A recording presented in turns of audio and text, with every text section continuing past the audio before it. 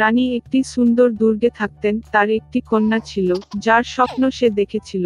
সন্তানের কালো চুল এবং সাদা ত্বক ছিল, অতএব তারা তাকে ডাকলেন স্নো হোয়াইট। এরপরেই রানী মারা গেলেন। রাজা দীর্ঘদিন শোক করলেন না। 1 বছর পরে তিনি নতুন রানীকে প্রাসাদে নিয়ে এসেছিলেন। তিনি সুন্দরী ছিলেন, তবে রাগ করেছিলেন। মহিলাটি তার সাথে একটি জাদু আয়না নিয়ে এসেছিল। প্রতিদিন তিনি তার প্রতিচ্ছবিটিকে প্রশংসা করেছিলেন এবং তাকে একটি প্রশ্ন জিজ্ঞাসা করেছিলেন, বিশ্বের সবচেয়ে সুন্দরীকে? আয়না সর্বদা কেবল সত্য বলেছে, অতএব এটি সততার সাথে রানীর সৌন্দর্যের প্রশংসা করেছে এবং মহিলা সুখের সাথে সজ্জিত হয়েছে। স্নো হোয়াইট বৃদ্ধি পেয়েছে এবং প্রতি বছর তার সৌন্দর্য উজ্জ্বল করে, এবং এখন আয়নার সাথে কথা বলতে গিয়ে রানী প্রতিক্রিয়া শুনেছিলেন যে এখন তিনি বিশ্বের সবচেয়ে সুন্দরী নন। তবে স্নো হোয়াইট রানী নিজের প্রাসাদে এটি সহ্য করতে যাচ্ছিলেন না। তিনি তার বিশ্বস্ত দাসকে রাজকন্যাকে এক দুর্ভেদ্য ঝলকে নিয়ে যাওয়ার এবং হত্যা করার নির্দেশ দিয়েছিলেন, কিন্তু চাকর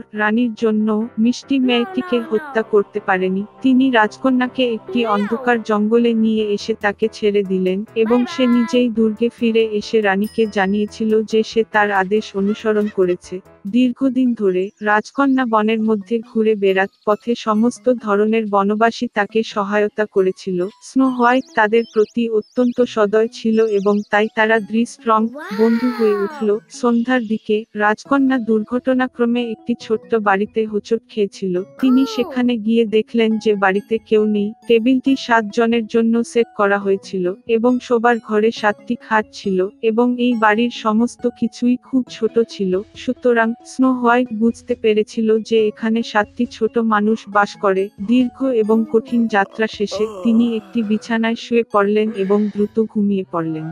7 বামন গভীর রাতে বাড়ি ফিরেছিল। অপ্রত্যাশিত অতিথির উপস্থিতিতে তারা বিস্মিত হয়েছিল। স্লিপিং স্নো হোয়াইট এত মনোমুগ্ধকর ছিল যে বামরা তাকে ঘুমাতে দেওয়ার সিদ্ধান্ত নিয়েছিল এবং তাকে জাগিয়ে তুলেনি। সকাল এসেছে, স্নো হোয়াইট জেগে উঠল।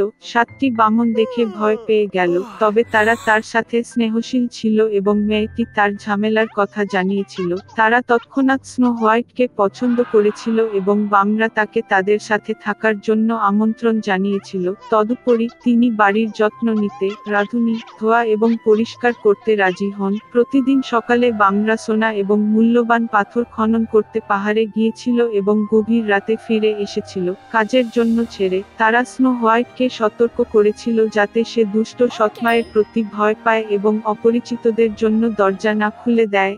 এই সময় রানী যথারীতি গোপন কক্ষে যান জাদু আয়নার সাথে কথা বলতে, কিন্তু আয়না হঠাৎ করে বলেছিল যে তিনি বিশ্বের সবচেয়ে সুন্দরী নন। তবে স্নো হোয়াইট, যে রাজকন্যা এখনো বেঁচে আছে এবং ঘরে জিনোমাদের সাথে থাকে। রানী খুব রেগে গেলেন এবং স্নো হোয়াইটকে নিজেই ডিল করার সিদ্ধান্ত নিয়েছিলেন। তিনি একটি গোপন কক্ষে গিয়ে সেখানে একটি বিষাক্ত আপেল রান্না করেছিলেন। এটি বাইরের দিক থেকে খুব সুন্দর ছিল, তবে কেউ যদি একটি টুকরো এমনকি খায় তবে সে অবশ্যই মারা যায়। আপেলটি প্রস্তুত হয়ে গেলে রানী পুরানো বণিকে পরিণত হয়ে বামনদের বাড়িতে এল। মিষ্টি বুড়ো মহিলাকে দেখে স্নো হোয়াইট তার জন্য দুঃখিত হলেন। সে কোনো সন্দেহ না করে বাড়ি ছেড়ে চলে গেল।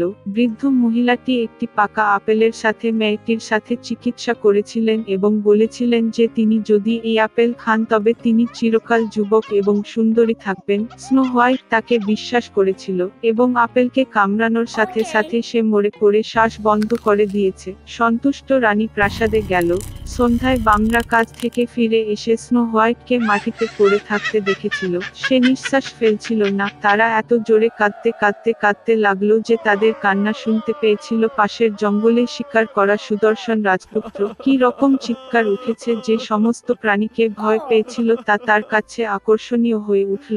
এবং রাজকুমার যখন বামনাদের বাড়িটি পেয়েছিলেন তখন তিনি স্নো হোয়াইটকে দেখতে পেলেন। তিনি এত সুন্দর ছিলেন যে যুবরাজ তৎক্ষণাৎ তার প্রেমে পড়েন। তিনি বামনাদের তাকে তার সাথে দুর্গে নিয়ে যাওয়ার জন্য রাজি করান, কারণ সেখানে তার চিকিৎসক রয়েছে যারা স্নো হোয়াইট নিরাময় করতে পারেন। বামরা এটি অনুমতি দিয়েছে। তখন রাজপুত্র তার দাসদের রাজকন্যাকে কাঁধে বহন করার আদেশ দিলেন এবং যখন তারা তাকে বহন করছিল এমন সময় ঘটল যে চাকররা কিছুটা ঝোপের উপর ঝাঁপিয়ে পড়েছিল এবং এই দৃঢ়তা থেকে এক বিষাক্ত শক্ত আপেলের টুকরো স্নো হোয়াইটের মুখ থেকে পড়ে যায় এবং সে জেগে ওঠে।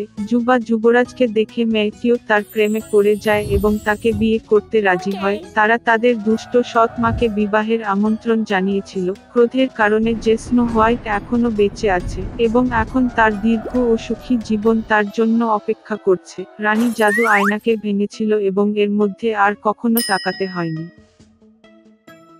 অ্যালিস নামের একটি মেয়ে কিছু না করে সারাদিন হাঁটতে ক্লান্ত হয়ে পড়েছিল। উত্তাপ তাকে ঘুমিয়ে তুলেছিল। হঠাৎ সে লক্ষ্য করল হোয়াইট র্যাবিট, যিনি কোথাও কোথাও তাড়াহুড়ো করেছিলেন। মেয়েটির কাছে অদ্ভুত লাগছিল যে সে নিজের সাথে কথা বলছে এবং তার ঘড়ির দিকে তাকিয়ে রইল। কৌতূহল নিয়ে জ্বলতে থাকা অ্যালিস খরগোশের পিছনে ছুটে গেল এবং বিনা দ্বিধায় তার পিছনে গর্তে ঝাঁপিয়ে পড়ল। এর ভিতরে একটি গভীর কূপ ছিল, যার দেয়ালগুলি বুককেসগুলির সাথে সজ্জিত ছিল। অ্যালিস খুব ধীরে ধীরে পড়েছিল এবং সবকিছু সঠিকভাবে দেখতে সক্ষম হন। একবার কূপের নিচে মেয়েটি 3 পা সহ একটি কাচের টেবিলটি লক্ষ্য করল। এটির উপর একটি ছোট সোনার কি এবং এক ধরনের বোতল রাখা। অ্যালিস কিটি দিয়ে দরজাটি খোলার চেষ্টা করেছিল, তবে এটি খুব ছোট ছিল। চারপাশে তাকিয়ে সে একটা ছোট্ট দরজা দেখতে পেল। এটি খুলতে এবং নিজেকে একটি দুর্দান্ত উদ্যানের সন্ধানের জন্য অ্যালিসকে টেবিলের একটি বোতল থেকে পান করতে হয়েছিল। কয়েক চুমুক গ্রহণের পরে এটি আকারে কমতে শুরু করে। মেয়েটি এত তাড়াতাড়ি সংকুচিত হয়ে গেল যে টেবিলে থেকে চাবিটি নেওয়ার সময় তার হাতে নেই। তারপরে সে মেঝেতে একটি ম্যাজিক পাই দেখল। অ্যালিস একটি কামড় নেওয়ার সাথে সাথেই তিনি দ্রুত উপরের দিকে বাড়তে শুরু করলেন। মেয়েটি এত বড় হয়ে গিয়েছিল যে সে লালিত দরজা দিয়ে আর যেতে পারছে না। অ্যালিস এত কাঁদতে লাগলো যে খুব শীঘ্রই তার কাছে একটি বিশাল পথ ফোটে। এই মুহূর্তে তিনি হোয়াইট খরগোশটি লক্ষ্য করলেন। মেয়েটি তাকে ডেকেছিল, কিন্তু সে তাড়াহুড়া করেছিল এবং ভয় তার গ্লোভস এবং পাখা ফেলে দেয়। অ্যালিস তাদের তুলে নিল এবং কিভাবে সে সংকুচিত হতে শুরু করেছে নোটিসের কারণ ছিল একটি জাদু ফ্যান। অ্যালিস তার নিজের কান্নার পুকুরে পড়ে গেল।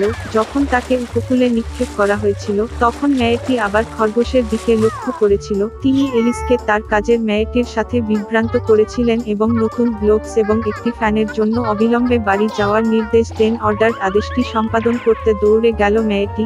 খরগোশের বাড়িতে সে কৌতূহল প্রতিহত করতে পারেনি এবং বোতল থেকে কিছু তরল পান করেছিলেন। এর ফলে অ্যালিস বিশাল আকারে বেড়ে যায় এবং দ্রুত পুরো বাড়িটি পূর্ণ করে তোলে। তিনি কেবল পাইগুলির জন্য ধন্যবাদ সংকুচিত করতে সক্ষম হন। আগের দিকগুলি ফিরে পেয়ে মেয়েটি পালিয়ে গেল। শীঘ্রই তিনি একটি বিশাল মাশরুম দেখতে পেলেন, যার উপরে একটি বিশাল নীল রঙের শুকনো বসে আছে। অ্যালিস তার কাছে তার উচ্চতায় ক্রমাগত পরিবর্তনগুলি নিয়ে অভিযোগ করেছিলেন। শুঁয়োপোকা মেয়েটিকে এক টুকরো মাশরুম খেতে পরামর্শ দিয়েছিল। অ্যালিস একটি ছোট কামড় খেয়েছে এবং শেষ পর্যন্ত তার স্বাভাবিক উচ্চতায় ফিরে আসে এবং সে এগিয়ে গেল। হঠাৎ অ্যালিস একটা বাড়ি দেখতে পেল। ভিতরে ওকে মেয়েটি রান্নাঘরে ছিল, যেখানে সে দুচেসকে কাঁদতে বাচ্চা শিশুটিকে দেখল। এক বিশাল বিড়ালটি মেঝেতে বসে কান থেকে কানে হাসছিল। ডাচেস এলিসকে বুঝিয়ে দিয়েছিল যে সে হাসছে কারণ এটি চেশির বিড়াল ছিল। হঠাৎ বিড়ালটি অদৃশ্য হয়ে গেল এবং শিশুটি কান্নায় ফেটে গেল। ডাচেস শিশুটিকে অ্যালিসের হাতে দিয়েছিল এবং সে নিজে রানীর কাছে গিয়েছিল। মেয়েটি অবাক হয়ে জানতে পেরেছিল যে সে একটি শিশুকে ধরেছে না, তবে একটি সত্যিকার ছোট্ট শূকর। বিড়ালটি পুনরায় উপস্থিত হয়ে এলিসকে মার্চ হেয়ার সন্ধানের পরামর্শ দিয়েছিল এবং তারপরে সে অদৃশ্য হয়ে গেল এবং কেবল তার হাসি বাতাসে রইল। মেয়েটি রাস্তায় ধাক্কা মারল। শীঘ্রই তিনি মার্চ হেয়ার বাড়িটি দেখতে পেলেন। চা পার্টি শুরু করার ঠিক সময়ে অ্যালিস এসেছিল। টেবিলটি বিশাল ছিল, তবে কেবল মার্চ হেয়ারে ম্যাড হ্যাটার এবং সোনার মাউস এতে বসেছিল। তারা কাউকে টেবিলে বসতে দেয়নি এবং বলেছিল যে কোনো জায়গা নেই। অ্যালিস শিখেছিল যে সময় হত্যার শাস্তি হিসাবে তারা ধারাবাহিকভাবে চা পান করতে বাধ্য হয়েছিল। আর এবং হ্যাটার প্রতিটি সম্ভাব্য উপায়ে মেয়েটিকে ঠাট্টা বিদ্রূপ করেছে এবং তাকে উপহাস করেছে। এই রকম অভদ্রতা সহ্য করতে না পেরে সে চুপচাপ উঠে চলে গেল। শীঘ্রই অ্যালিস নিজেকে একটি দুর্দান্ত বাগানে আবিষ্কার করলেন। তিনি উদ্যানগুলিতে খেয়াল করলেন যারা কার্ড খেলেন তারা সাদা গোলাপ লাল লাল। মেয়েটি এতে খুব অবাক হয়েছিল। তিনি শিখেছিলেন যে তাদের রানী লাল গোলাপ পছন্দ করে এবং কেবল সাদা রঙের বেড়ে ওঠে। সামান্যতম অপরাধের জন্য রানী তার দাসদের মৃত্যুদণ্ড কার্যকর করেছিলেন। উদ্যানপালকরা বলেছিলেন যে সে এখন যে চাকরটি কুকিগুলি চুরি করেছে সে বিচার করছে। অ্যালিস খুব আগ্রহী ছিলেন এবং তিনি আদালতে যান। সেখানে সে মার্চ হেয়ার এবং ম্যাড হ্যাটার সাক্ষ্য দিচ্ছিল।